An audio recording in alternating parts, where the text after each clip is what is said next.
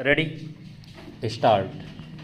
अध्यक्ष महोदय, मैं कहना चाहता हूं कि हर आदमी को यह अधिकार है कि जिसको वह चाहे डाक द्वारा मत भेज सके।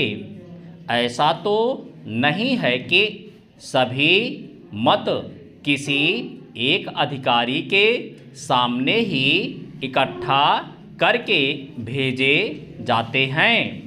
जहाँ तक इस बिल का संबंध है वह ठीक है, वह प्रारंभ में ही आना चाहिए था और मैं इसका समर्थन करता हूँ। मैं इस सदन के माननीय सदस्यों से भी निवेदन करता हूँ कि इस बिल को पास कर दिया जाए। खेती में उन्नति न होने का कारण क्या है? उसका एक कारण यह है कि खेती से संबंधित जितने विभाग हैं उनमें आपस में समन्वय नहीं है। खेती के लिए अच्छी खाद की आवश्यकता है, पानी की आवश्यकता है, औजारों की आवश्यकता है और धन की आवश्यकता है। इन सारी चीज़ों के लिए अलग अलग विभाग हैं। मालूम ऐसा पड़ता है कि उनका आपस में कोई संबंध नहीं है। वे आपस में मिलकर कोई योजना नहीं बनाते जिससे खेती की आवश्यकताएं पूरी होती। इसलिए जब तक उनमें आपस में तालमेल नहीं होगा तब तक खेती की उन्नति नहीं हो सकती है। दूसरा कारण यह है कि योजना की बिल्कुल कमी है। इसके अलावा कृषि कॉलेजों से निकले हुए जो स्नातक होते हैं, जो खेती की बातों को जानते हैं, उनमें से एक भी आदमी खेती करने के लिए तैयार नहीं है।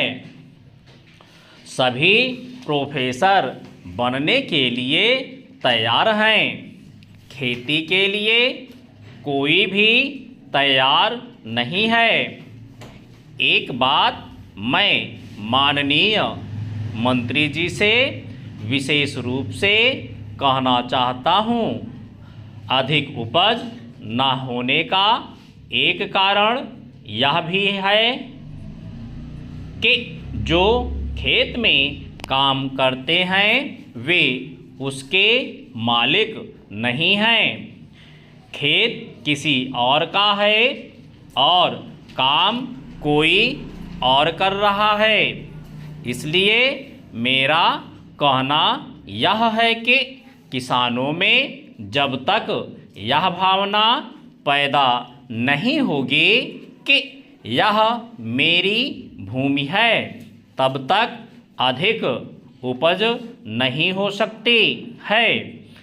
इसके लिए आप जब तक भूमि सुधार नहीं करेंगे तब तक कोई बात बनने वाली नहीं है। दुर्भाग्य से इस देश में खेती करने वाले बहुत कम लोग ही भूमि के स्वामी हैं। अग्रिम अनुच्छेद। खेती की उन्नति के मूल आधार हैं पानी, खाद, बीज, उपज का उचित दाम और भूमि सुधार। इन सब की ओर कृषि मंत्रालय का ध्यान नहीं है। सरकार को प्रत्येक खेत को पानी और हर आदमी को काम देना सुनिश्चित करना चाहिए। अग्रिम अनुच्छेद। अध्यक्ष महोदय, मैं कहना चाहता हूं कि हर आदमी को यह अधिकार है कि जिसको वह चाहे डाक द्वारा मत भेज सके। ऐसा तो नहीं है।